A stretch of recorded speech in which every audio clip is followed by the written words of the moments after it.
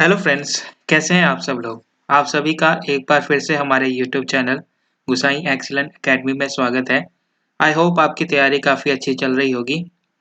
और तो आज हम आप सभी के लिए एक काफ़ी इम्पोर्टेंट क्वेश्चन बैंक लेकर आए हैं, जिसमें हम 100 क्वेश्चन को डिस्कस करेंगे। तो चलिए अब हम डिस्कस करते हैं top 100 questions of Indian polity. तो बिना किसी देरी किए आइए शुरू करते हैं इस वीडियो को। तो जो फर्स्ट क्वेश्चन है हमारा वो है, Which of the following commission was appointed by the central government on union-state relations in 1983? तो इसका मतलब हुआ इनमें से कौन सा कमीशन अपॉइंट किया गया था सेंट्रल गवर्नमेंट के द्वारा 1983 में यूनियन और स्टेट के रिलेशनशिप को देखने के लिए। तो ऑप्शन है हमारे Sarkaria commission, option B Dutt commission, option C Setalvad commission, option D Raja Mannar commission. तो इन सभी ऑप्शनों में से जो हमारा सही उत्तर है वो है हमारा ऑप्शन नंबर ए सरकारिया कमीशन।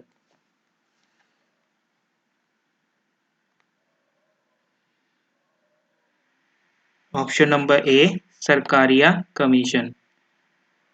अगला प्रश्न जो है हमारा वो है, which of the following article deals with the election of the vice president? इनमें से कौन सा आर्टिकल वाइस प्रेसिडेंट के इलेक्शन से डील करता है हमारे कॉन्स्टिट्यूशन में?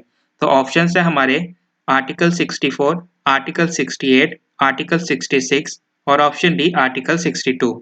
तो इन सभी ऑप्शनों में से जो हमारा सही उत्तर है वो है हमारा ऑप्शन नंबर सी आर्टिकल 66, जो है वो डील करता है election of the vice president के। अगला प्रश्न जो है हमारा वो है, who can remove the vice president from his office? Vice president को कौन रिमूव कर सकता है उसके ऑफिस से? ऑप्शन है हमारे पास प्रेसिडेंट, प्राइम मिनिस्टर, पार्लियामेंट और option D legislative assemblies of the state. तो इन सभी ऑप्शनों में से जो हमारा सही उत्तर है वो है हमारा ऑप्शन नंबर सी पार्लियामेंट।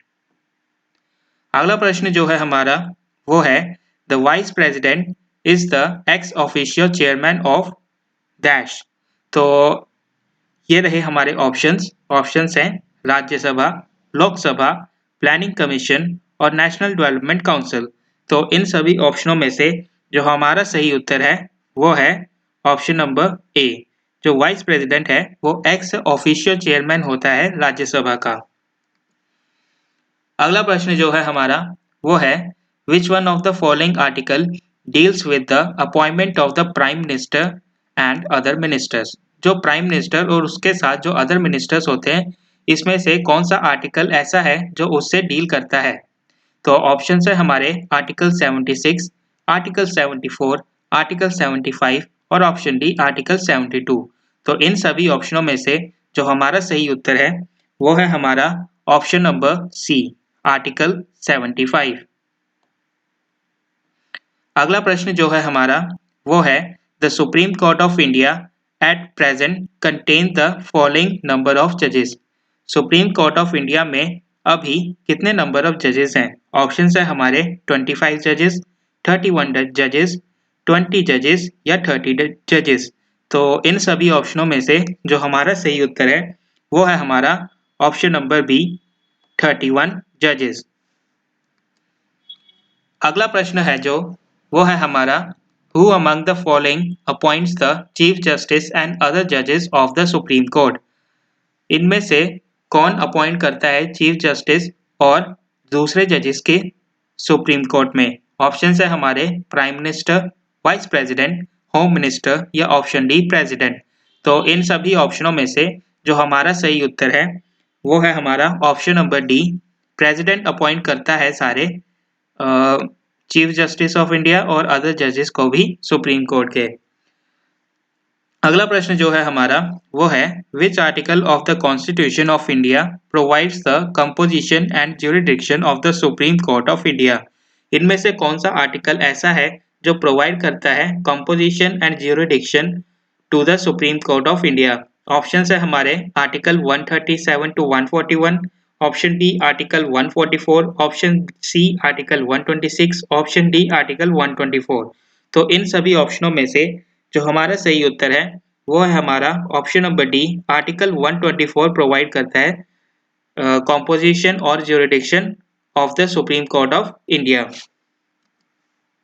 अगला प्रश्न जो है हमारा वो है the national jurisdictionary appointment commission NJAC consist of the following person. NJAC में कौन से पर्सन्स होते हैं? ऑप्शन है हमारे chief justice of India, 2 senior most supreme court जजेस, option C the union minister of law and justice, या option D इन सभी, ये सभी, मतलब ऑल ऑफ दी अबव। तो ऑप्शंस में से जो हमारा सही उत्तर है वो है हमारा option number D, all of the above.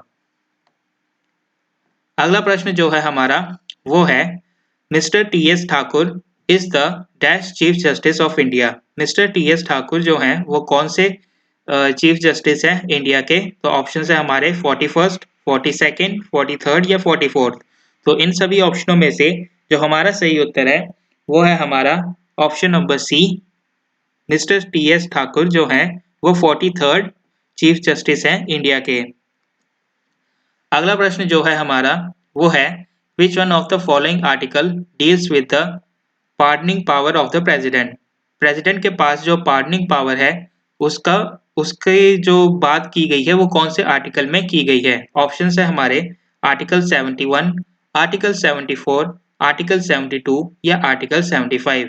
तो इन सभी ऑप्शनों में से जो हमारा सही उत्तर है वो है हमारा option number C, that is article 72। Article 72 में pardoning power of the president के बारे में बात की गई है। Which one of the following article deals with the tenure of the president. इनमें से कौन सा आर्टिकल प्रेसिडेंट के टेन्योर के बारे में हमें बताता है? ऑप्शन है हमारे आर्टिकल 53, आर्टिकल 56, आर्टिकल 55 या आर्टिकल 52। तो इन सभी ऑप्शनों में से जो हमारा सही उत्तर है वो है हमारा ऑप्शन नंबर बी, आर्टिकल 56। अगला प्रश्न जो है हमारा वो है which of the following article deals with the impeachment of the president. इनमें से कौन सा आर्टिकल प्रेसिडेंट की इम्पीचमेंट के बारे में हमें बताता है, मतलब प्रेसिडेंट को कैसे हटाया जा सकता है ये हमें बताता है। ऑप्शन है हमारे आर्टिकल 65, आर्टिकल 62, आर्टिकल 64 या आर्टिकल 61। तो इन सभी ऑप्शनों में से जो हमारा सही उत्तर है वो है हमारा ऑप्शन नंबर डी, आर्टिकल 61 हमें बताता है इम्पीचमेंट ऑफ द प्रेसिडेंट के बारे में। अगला प्रश्न जो है हमारा वो है when was the first parliamentary form on water conservation and management constituted. पहला पार्लियामेंट्री फॉर्म वाटर कंजर्वेशन और वाटर मैनेजमेंट कब बना था? ऑप्शन है हमारे 1950, 2005, 1970 या 1985। तो इन सभी ऑप्शनों में से जो हमारा सही उत्तर है वो है हमारा ऑप्शन नंबर बी, 2005 में बना था। अगला प्रश्न जो है हमारा वो है which of the following describe India as a secular state. इनमें से कौन सी चीज डिस्क्राइब करती है इंडिया को एक सेकुलर स्टेट? ऑप्शन है हमारे fundamental rights, directive principles of state policies, fifth schedule या प्रियम्बल ऑफ द कॉन्स्टिट्यूशन। तो इन सभी ऑप्शनों में से जो हमारा सही उत्तर है वो है हमारा option number D, preamble of the constitution. अगला प्रश्न जो है हमारा वो है the independent of judiciary in India Indian constitution is taken from. जो इंडिपेंडेंस है जुडिशरी की वो इंडियन कॉन्स्टिट्यूशन में किस देश से ली गई है? ऑप्शन है हमारे ब्रिटेन, USA, साउथ अफ्रीका या ऑस्ट्रेलिया। तो इन सभी ऑप्शनों में से जो हमारा सही उत्तर है वो है हमारा ऑप्शन नंबर बी, USA। अगला प्रश्न जो है हमारा वो है which of the following amendment act amended the preamble of Indian constitution. कौन से अमेंडमेंट एक्ट के through preambles of Indian constitution को अप्लाई किया गया था हमारे कॉन्स्टिट्यूशन में? ऑप्शन है हमारे 44th amendment act, 42nd amendment act, 56th amendment act या it has never been amended. तो ऑप्शंस में से जो हमारा सही उत्तर है वो है हमारा option number B. 42nd amendment act के through preambles of Indian constitution को ऐड किया गया था हमारे कॉन्स्टिट्यूशन में। अगला प्रश्न जो है हमारा वो है supreme court held the preamble is not a part of constitution in which of the following cases और केस। तो सुप्रीम कोर्ट ने ये हमें बताया था प्रियम्बल्स जो है वो पार्ट नहीं है हमारे कॉन्स्टिट्यूशन के, इनमें से कौन से केस में। ऑप्शन है हमारे बैरोबेरी यूनियन केस, यूएनएनआई कृष्णा और union of India case, Minerva mills versus the union of India and the other states, या option D Sunil Batra versus Delhi government. तो इन सभी केसों में से जो हमारा सही उत्तर है वो है हमारा option number A, Berubari union case के अकॉर्डिंग।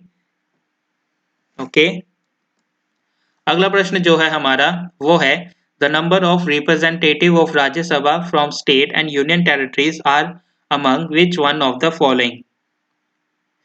जो नंबर ऑफ रिप्रेजेंटेटिव है राज्यसभा के स्टेट और यूनियन टेरिटरीज में से वो कितने हैं राज्यसभा में। तो ऑप्शन है हमारे 238, 212, 200 या 220। तो इन सभी ऑप्शनों में से जो हमारा सही उत्तर है वो है हमारा ऑप्शन नंबर ए 238।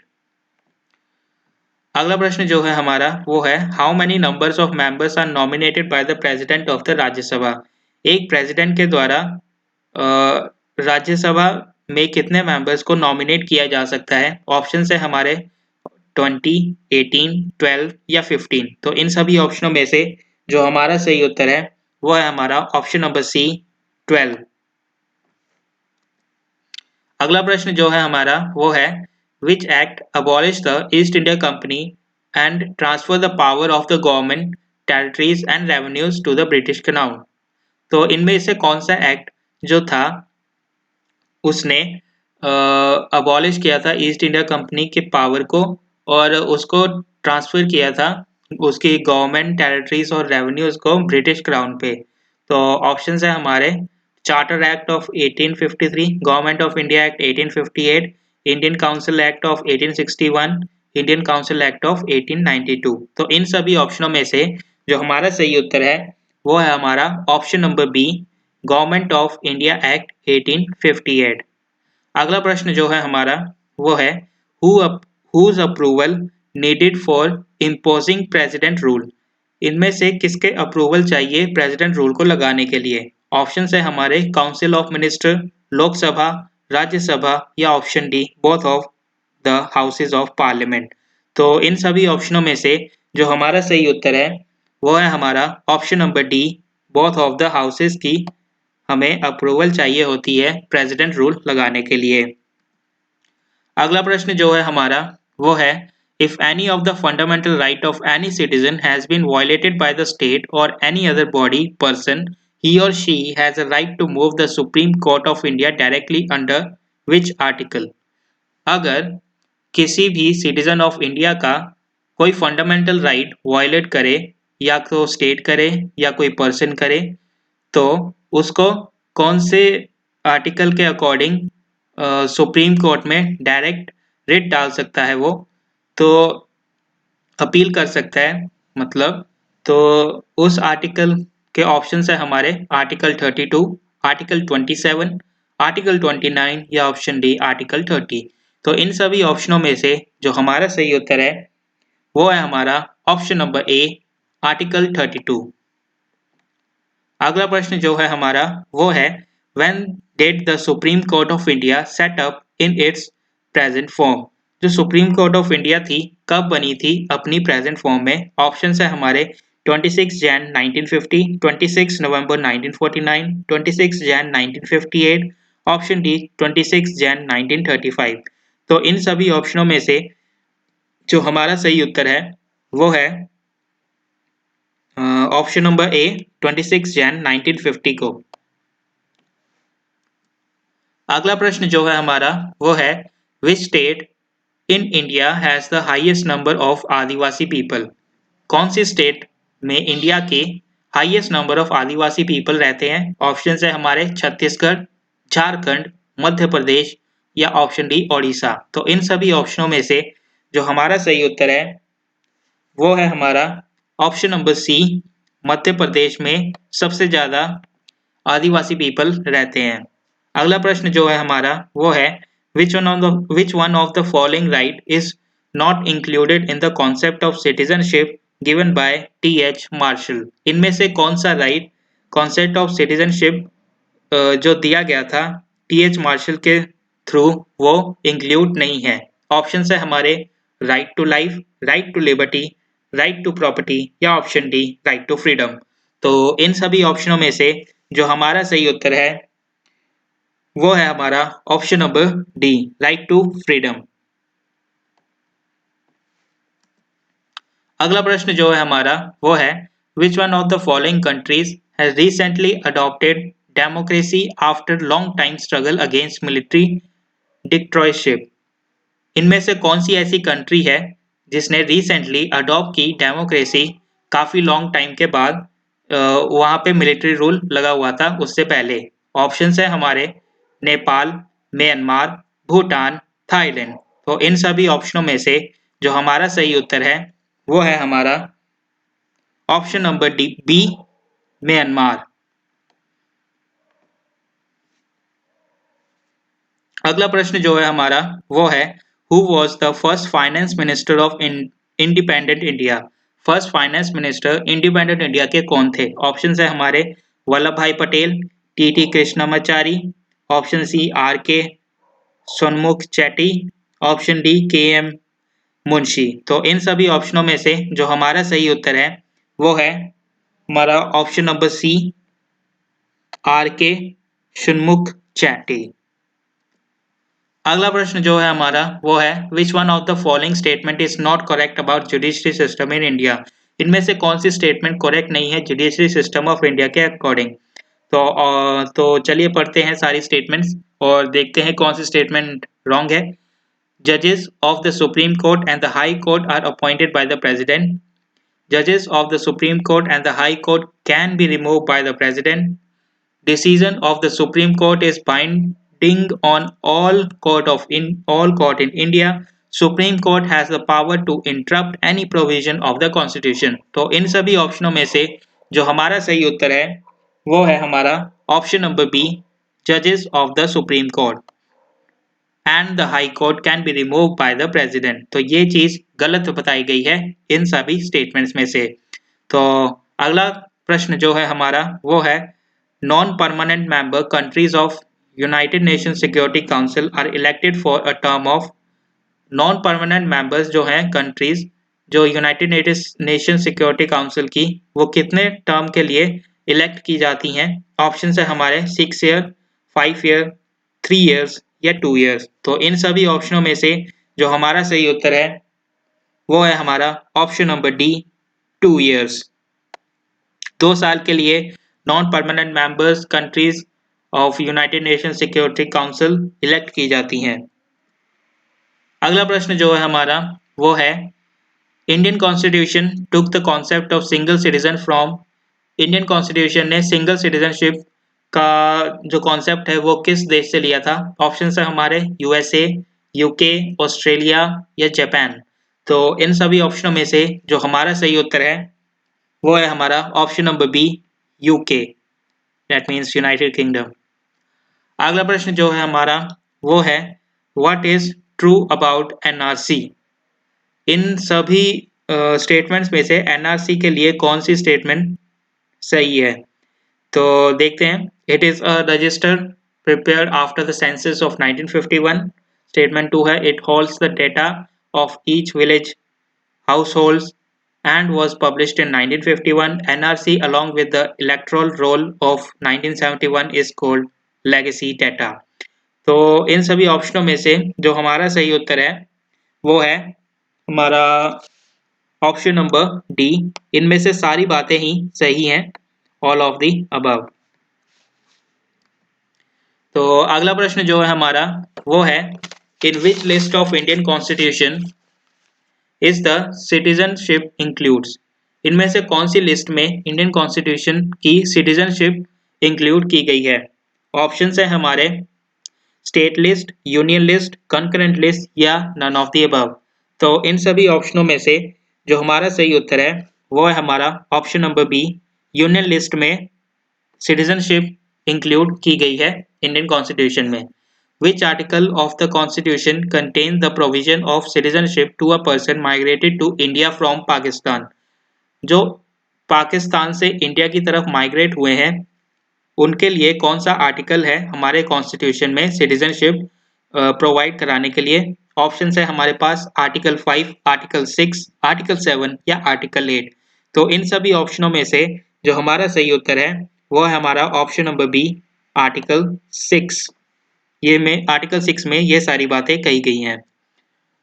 ऑप्शन अगला प्रश्न जो है वो है when was the citizenship amendment bill pass by the parliament? कब सिटीजनशिप अमेंडमेंट बिल पास किया गया था पार्लियामेंट में? ऑप्शन है हमारे 2020, 2018, 2019 या 2017। तो इन सभी ऑप्शनों में से जो हमारा सही उत्तर है वो है हमारा ऑप्शन नंबर सी। 2019 में सिटीजनशिप अमेंडमेंट बिल पास किया गया था पार्लियामेंट में। अगला प्रश्न जो है वो है who appointed the advocate general of the state?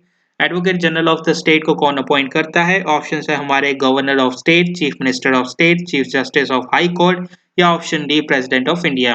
तो इन सभी ऑप्शनों में से जो हमारा सही उत्तर है वो है हमारा option number B.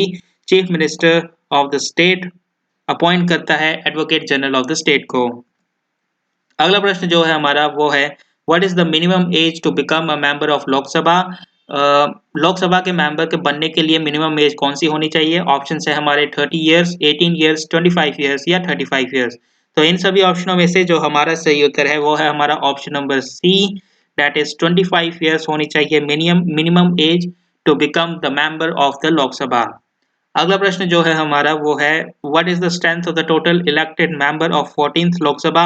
14th Lok Sabha की स्ट्रेंथ कितनी थी डॉक्टर टोटल इलेक्टेड मेंबर्स? तो ऑप्शन है हमारे 545, 543, 552 या 550।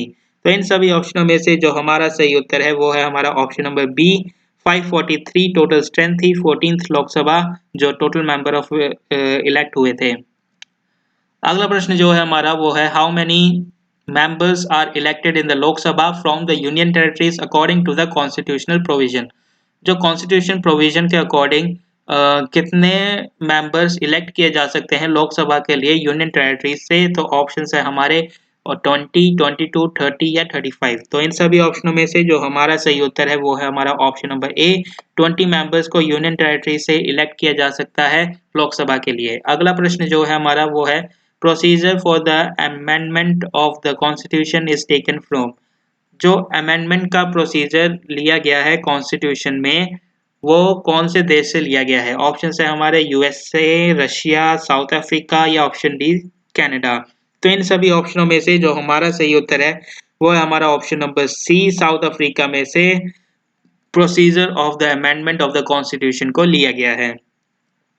अगला प्रश्न जो है हमारा वो है the concept of federal system in Indian constitution is taken from?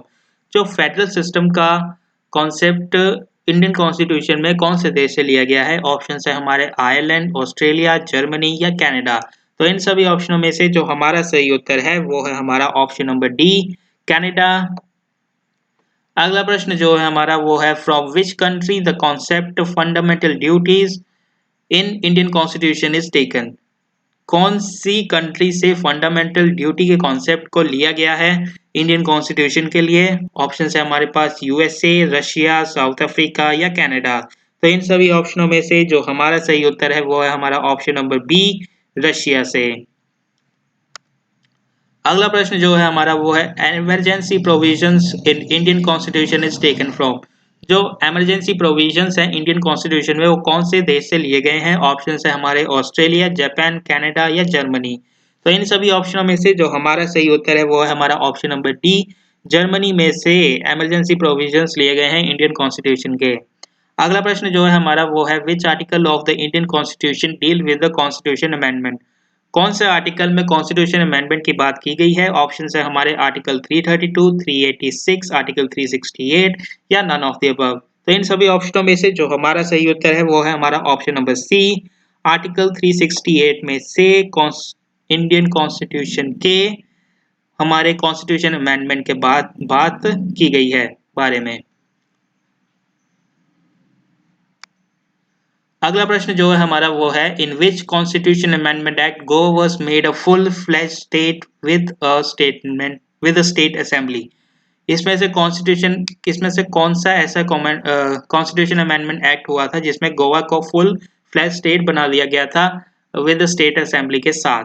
तो ऑप्शन है हमारे 43rd constitution amendment act 1977, 44 constitution amendment act 1978, 56 constitution amendment act 1987, 57th constitution amendment act 1987।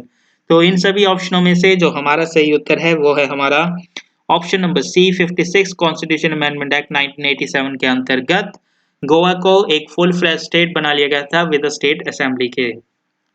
अगला प्रश्न जो है हमारा वो है, which constitution amendment reduce the voting right from 21 years to 18 years. इनमें से कौन सा कॉन्स्टिट्यूशन अमेंडमेंट हुआ था जो रिड्यूस कर दी थी voting age from 21 years to 18 years. तो ऑप्शन है हमारे 54, 36, 62 या 61। तो ऑप्शनल में से जो हमारा सही उत्तर है वो है हमारा option number D, 61st constitution amendment हुआ था। अगला प्रश्न जो है हमारा वो है, under which constitution amendment bill 4 languages Bodo, Dogri, Mithali and Santhali was added in the 8th schedule of the Indian Constitution। इसमें से कौन सा ऐसा कॉन्स्टिट्यूशन अमेंडमेंट बिल पास हुआ था जिसमें 4 लैंग्वेज बोडो, डोगरी, मिथाली या सिंथाली जो थी वो 8th शेड्यूल के इंडियन कॉन्स्टिट्यूशन में ऐड की गई थी। ऑप्शन है हमारे 89th, 92nd, 90th या 95। तो इन सभी ऑप्शनों में से जो हमारा सही उत्तर है वो है हमारा ऑप्शन नंबर बी, 90 सेकेंड्स। अगला प्रश्न जो है हमारा वो है, which of the following amendment was pass during the emergency. Emergency के दौरान इनमें से कौन से अमेंडमेंट पास हुई थी। ऑप्शन है हमारे 45th amendment, 50th amendment, 47th amendment या 42nd अमेंडमेंट। तो इन सभी ऑप्शनों में से जो हमारा सही उत्तर है वो है हमारा option number D, 42nd amendment pass हुई थी ड्यूरिंग इमरजेंसी। अगला प्रश्न जो है हमारा वो है, in which of the following amendment the term of Lok Sabha increased from 5 to 6 years. इनमें से कौन सी ऐसी अमेंडमेंट हुई थी जिसमें लोकसभा का टर्म जो है वो इंक्रीज करके 5 से 6 ईयर कर दिया गया था। ऑप्शन है हमारे 40th amendment, 42nd amendment, 44th amendment या 46th अमेंडमेंट। तो इन सभी ऑप्शनों में से जो हमारा सही उत्तर है वो है हमारा option number B, 42nd amendment. अगला प्रश्न जो है हमारा वो है, which of the following amendment act made the right to education as the fundamental right to all the children under the age of 6 to 14 years by inserting Article 21A to the Constitution। इनमें से कौन सा amendment act हुआ था जिसमें 6 से 14 साल के बच्चों के लिए एजुकेशन कंपलसरी कर दी गई थी और एक नया आर्टिकल 21A हमारे कॉन्स्टिट्यूशन में ऐड हुआ था। तो ऑप्शन है हमारे पास 87th amendment 2003, 86th amendment 2002, 88th amendment 2003, 89th amendment 2003। तो इन सभी ऑप्शनों में से जो हमारा सही उत्तर है वो है हमारा ऑप्शन नंबर बी, 86 अमेंडमेंट 2002 में हुई थी। अगला प्रश्न जो है हमारा वो है, which article of Indian constitution defines the state. Indian constitution का कौन सा आर्टिकल स्टेट को डिफाइन करता है। ऑप्शन है हमारे आर्टिकल 9, आर्टिकल 10, आर्टिकल 11 या आर्टिकल 12। तो इन सभी ऑप्शनों में से जो हमारा सही उत्तर है वो है हमारा option number D, article 12 define करता है स्टेट के बारे में हमारे इंडियन कॉन्स्टिट्यूशन में। Article 2 and article 3 deals with dash. Article 2 और आर्टिकल 3 डील्स किसके साथ करते हैं। ऑप्शन है हमारे fundamental duties, name of the countries, establishment of the new state या ऑप्शन डी सिटीजनशिप। तो इन सभी ऑप्शनों में से जो हमारा सही उत्तर है वो है हमारा option number C, establishment of the new state. मतलब एक नए स्टेट को बनाने के बारे में आर्टिकल 2 और आर्टिकल 3 में बताया गया है। अगला प्रश्न जो है हमारा वो है, when state recognize commission was appointed. कब स्टेट रिकॉग्नाइजेशन कमीशन अपॉइंट की गई थी। ऑप्शन है हमारे 1952, 1955, 1958 या 1953। तो इन सभी ऑप्शनों में से जो हमारा सही उत्तर है वो है हमारा ऑप्शन नंबर डी, 1953 में स्टेट रिकॉग्नाइजेशन कमीशन को अपॉइंट किया गया था। अगला प्रश्न जो है वो है which sector is mainly served by the cooperative society in India. इनमें से कौन सा सेक्टर मेनली सर्व किया जाता है कोऑपरेटिव सोसाइटी के इंडिया के थ्रू। ऑप्शन है हमारे कोऑपरेटिव हाउसेस, फार्मास्यूटिकल्स, इलेक्ट्रिसिटी या ऑप्शन डी फार्मिंग। तो इन सभी ऑप्शनों में से जो हमारा सही उत्तर है वो है हमारा ऑप्शन नंबर डी फार्मिंग। अगला प्रश्न जो है हमारा वो है which of the following is not a cooperative federation in India. इनमें से कौन सी कोऑपरेटिव फेडरेशन नहीं है इंडिया की। तो ऑप्शन है हमारे NAFED, IFFCO, मदर डेयरी या KRIBHCO। तो इन सभी ऑप्शनों में से जो हमारा सही उत्तर है वो है हमारा option number C, mother dairy जो है वो एक कोऑपरेटिव फेडरेशन नहीं है इंडिया में।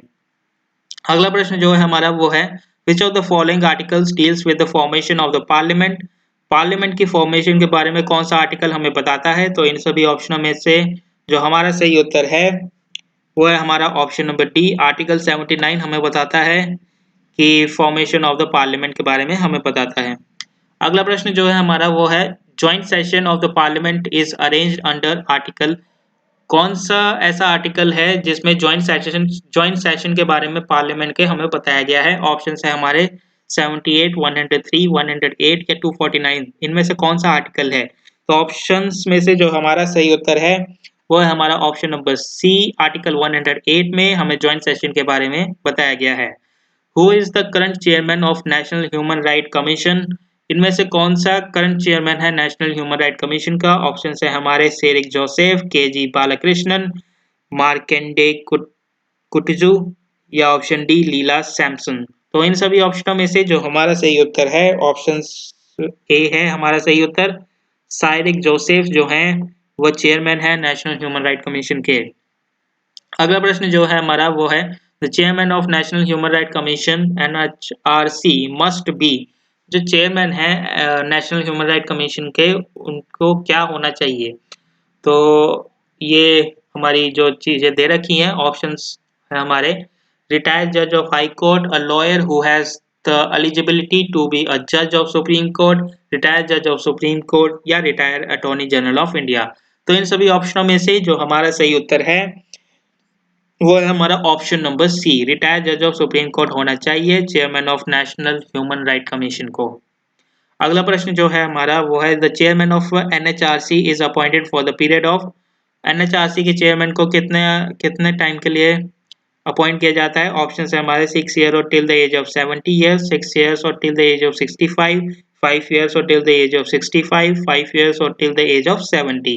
तो इन सभी ऑप्शनों में से जो हमारा सही उत्तर है वो है हमारा ऑप्शन नंबर डी, 5 ईयर और टिल द एज ऑफ 70। अगला प्रश्न जो है हमारा वो है NHRC was established in. NHRC को कब एस्टैब्लिश किया गया था। ऑप्शन है हमारे 1951, 1993, 1965 और ऑप्शन डी 1960। तो इन सभी ऑप्शनों में से जो हमारा सही उत्तर है वो है हमारा ऑप्शन नंबर बी, 1993 में एस्टैब्लिश किया गया था NHRC को। अगला प्रश्न जो है हमारा वो है the 11th fundamental duty was added by the dash amendment act.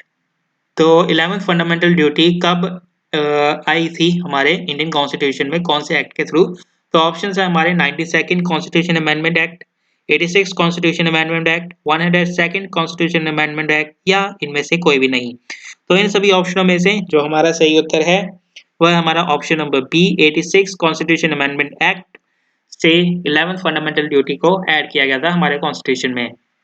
अगला प्रश्न जो है हमारा वो है under the constitution of India which one of the following is not a fundamental duty. Constitution of India के अंडर इनमें से कौन सी फंडामेंटल ड्यूटी नहीं है। ऑप्शन है हमारे to vote in public election, to develop the scientific temper, to safeguard public property, to abide by me constitution and respects its ideal. तो इन सभी ऑप्शनों में से जो हमारा सही उत्तर है वो है हमारा option number A, to vote in public election.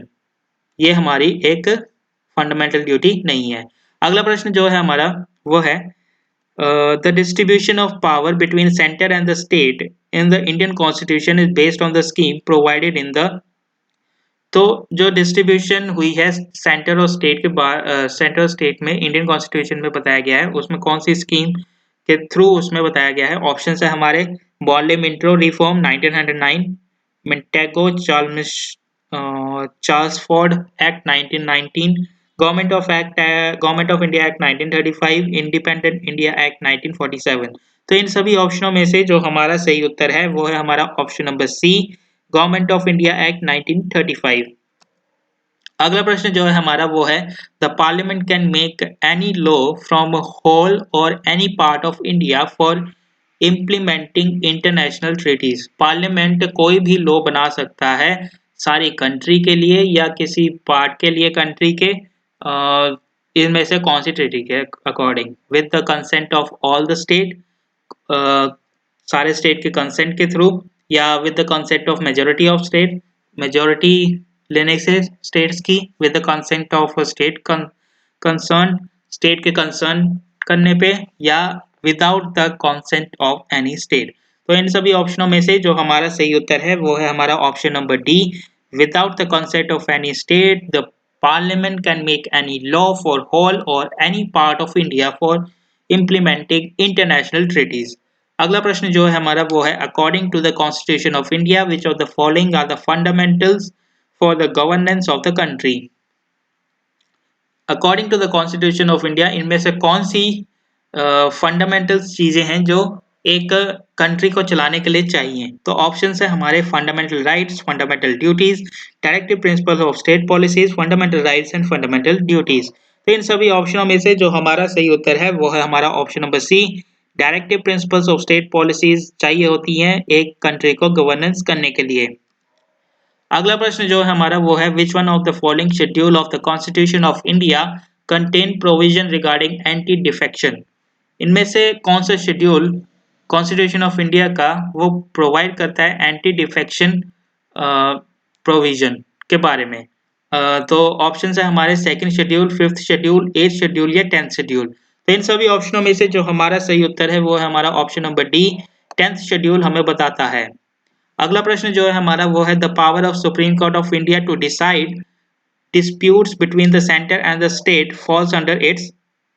जो सुप्रीम कोर्ट की पावर है जो डिस्प्यूट सेंटर और स्टेट के बीच में होता है, तो वो किसके अंडर आता है, सुप्रीम कोर्ट के कौन सी ज्यूरिडिक्शन के अंडर आता है। ऑप्शन है हमारे, advisory jurisdiction, option B appellate jurisdiction, option C original jurisdiction या ऑप्शन डी रिट ज्यूरिडिक्शन। तो इन सभी ऑप्शनों में से जो हमारा सही उत्तर है वो है हमारा option number C, that means original jurisdiction.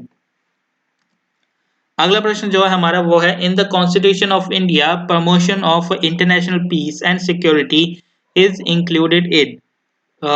Constitution of India में कौन promotion of international peace and securities वो किस में इंक्लूड है। ऑप्शन है हमारे, preambles of the constitution, directive principle of state policies, option C fundamental duties, option D 9th schedule. तो इन सभी ऑप्शनों में से जो हमारा सही उत्तर है वो है हमारा option number B, directive principle of state policies में promotion of international peace and security के बारे में बात की गई है। अगला प्रश्न जो है हमारा वो है, for which of the following purpose Raja Mannar committee was constituted. इनमें से कौन से पर्पस के लिए राजा मन्नार कमेटी को बनाया गया था। ऑप्शन है हमारे, industrial licensing, direct tax, central state fiscal relations या option D index relation, indirect taxes. तो ऑप्शंस में से जो हमारा सही उत्तर है वह हमारा option number C, central state fiscal relation. अगला प्रश्न जो है हमारा वो है, one feature distinguish the Rajya Sabha from the Vidhan Parishad. कोई ऐसा एक फीचर जो राज्यसभा को विधान परिषद से अलग करता हो। ऑप्शन है हमारे, power of impeachment, indirect election, nomination of members या option D tenure of the members. तो इन सभी ऑप्शनों में से जो हमारा सही उत्तर है वो है हमारा option number A, power of impeachment जो है वो राज्यसभा को विधान परिषद से एक अलग करता है, एक ऐसा फीचर है हमारा। अगला प्रश्न जो है हमारा वह है, the president nominate 12 member of Rajya Sabha according to. जो प्रेसिडेंट के द्वारा 12 मेंबर राज्यसभा में नॉमिनेट किए जाते हैं वो किस आधार पे किए जाते हैं। ऑप्शन है हमारे, their performance as office bearer of a cultural society, their recommendations made by the vice president या option C, their role played in the political setup of the country या option D, their distinctions in the field of science, art, literature and social service. तो इन सभी options में से जो हमारा सही उत्तर है वो है हमारा option number D, their distinctions in the field of science, art, literature and social services। अगला प्रश्न जो है हमारा वो है which article of the constitution empower the president to appoint a commission to investigate the condition of backward classes in the general and support ameliorative measure. इनमें से कौन सा आर्टिकल प्रेसिडेंट को पावर देता है कि वो एक कमीशन बिठाए बैकवर्ड क्लासेस को जो बैकवर्ड क्लासेस की इन्वेस्टिगेशन करने के लिए। तो ऑप्शन है हमारे पास आर्टिकल 342, आर्टिकल 344, आर्टिकल 340 या आर्टिकल 339। तो इन सभी ऑप्शनों में से जो हमारा सही उत्तर है वो है हमारा ऑप्शन नंबर सी, आर्टिकल 340। अगला प्रश्न जो है हमारा वो है who was the member of Rajya Sabha when first appointed as the prime minister of India. इनमें से कौन सा ऐसा मेंबर था जो राज्यसभा में मेंबर था जो उससे पहले अपॉइंट किया गया था प्राइम मिनिस्टर ऑफ इंडिया। तो ऑप्शन है हमारे लाल बहादुर शास्त्री, चरण सिंह, मोरारजी देसाई या ऑप्शन डी इंदिरा गांधी। तो इन सभी ऑप्शनों में से जो हमारा सही उत्तर है वो है हमारा option number D, Indira Gandhi. अगला प्रश्न जो है हमारा वो है the administrative and operational control of armed force is exercised by. जो एडमिनिस्ट्रेटिव और ऑपरेशनल कंट्रोल है आर्म फोर्स का वो किसके द्वारा किया जाता है, एक्साइज। तो ऑप्शन है हमारे कैबिनेट कमेटी और political affairs with prime minister as the chairman, option B ministry of defence, option C 3 chiefs of the army, navy and air force staff, option D president. तो इन सभी ऑप्शनों में से जो हमारा सही उत्तर है वो है हमारा option number B, ministry of defence के द्वारा। अगला प्रश्न जो है हमारा वो है who among the following is directly responsible to the parliament for all matters concerning the defence service of India. इनमें से कौन डायरेक्टली रिस्पॉन्सिबल होता है पार्लियामेंट के सारे मैटर्स को जो डिफेंस सर्विस ऑफ इंडिया से रिलेटेड होते हैं। ऑप्शन है हमारे president, prime minister, defence minister या option D cabinet committee on political affairs. तो इन सभी ऑप्शनों में से जो हमारा सही उत्तर है वो है हमारा option number C, that is defence minister. अगला प्रश्न जो है हमारा वो है how many times the president of India can seek re election to his post. कितना टाइम प्रेसिडेंट ऑफ इंडिया जो है वो री इलेक्ट हो सकते हैं अपने पोस्ट के लिए।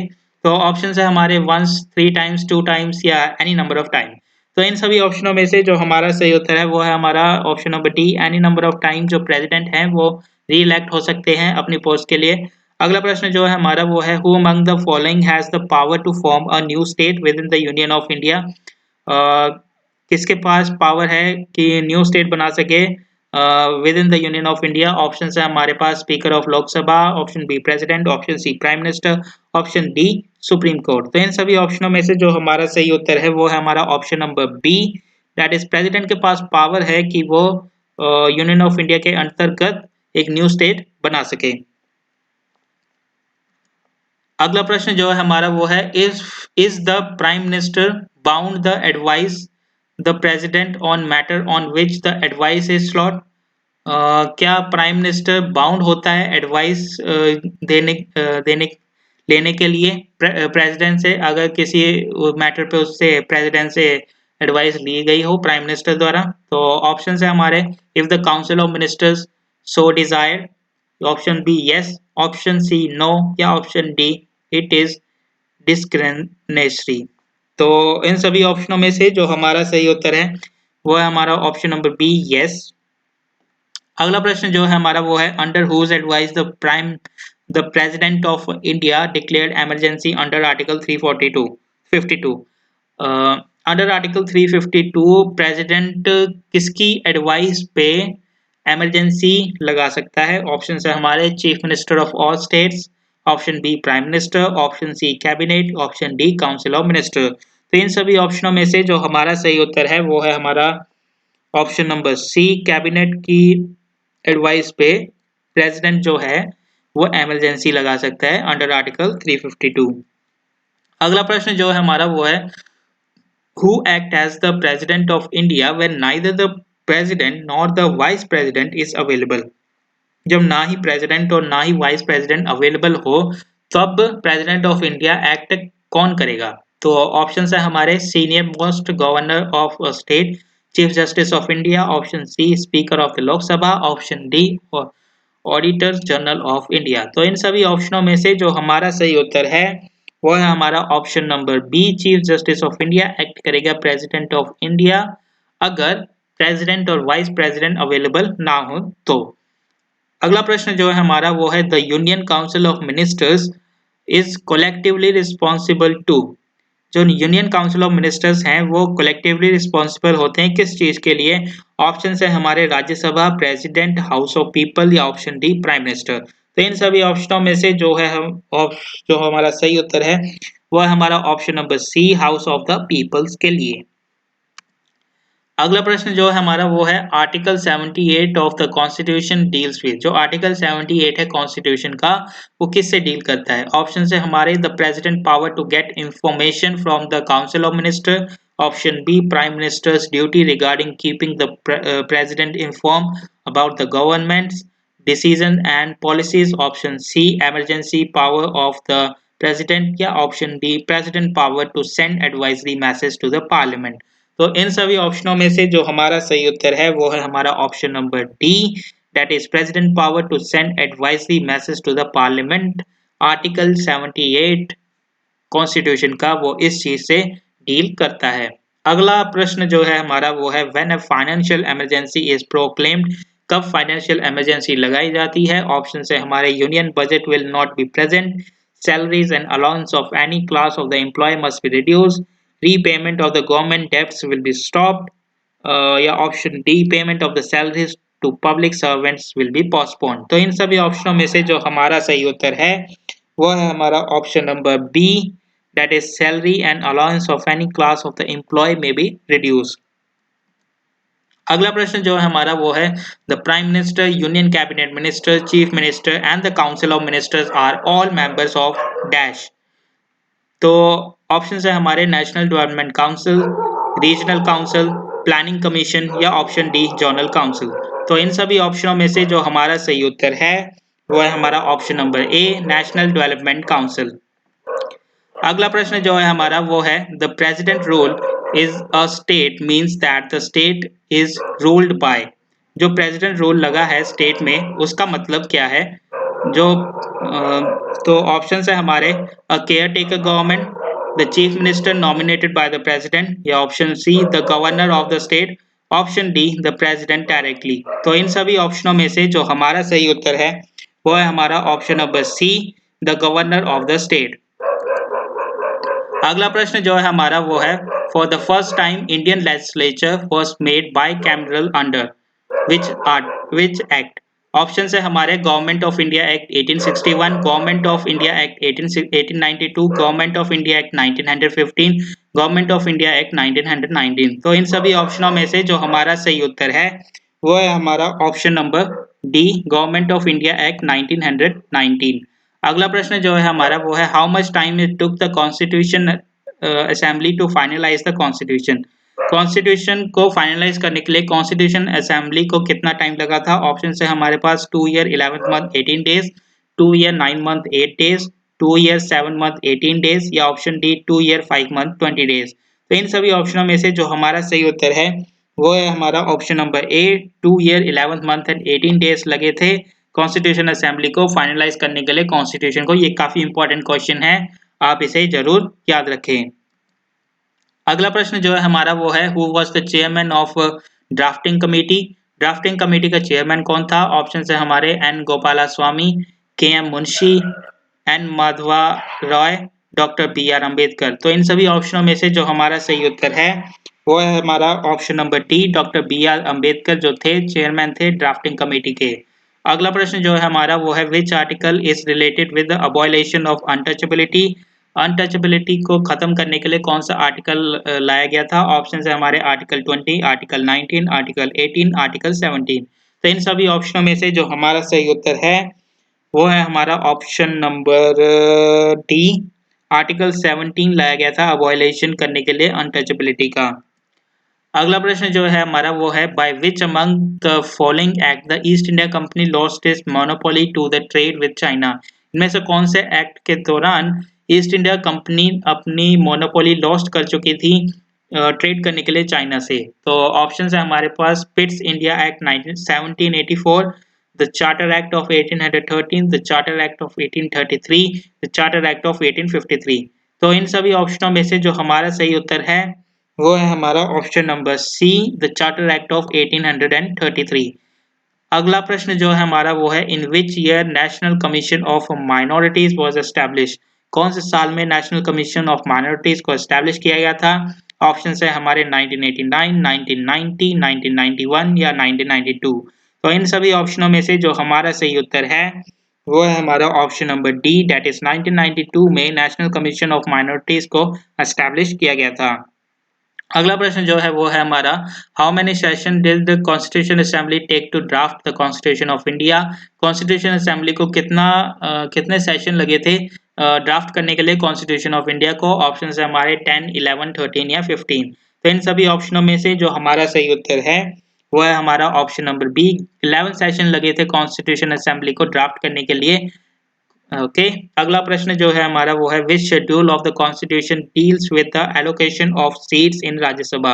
इनमें से कौन सा ऐसा शेड्यूल है जो कॉन्स्टिट्यूशन का जो हमें बताता है कि एलोकेशन सीट के लिए राज्यसभा की एलोकेशन कैसे हुई?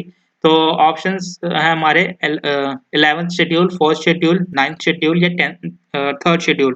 तो इन सभी ऑप्शनों में से जो हमारा सही उत्तर है वो है हमारा option number B, that is 4th schedule में बताया गया है कि allocation of the seat of the Rajya Sabha.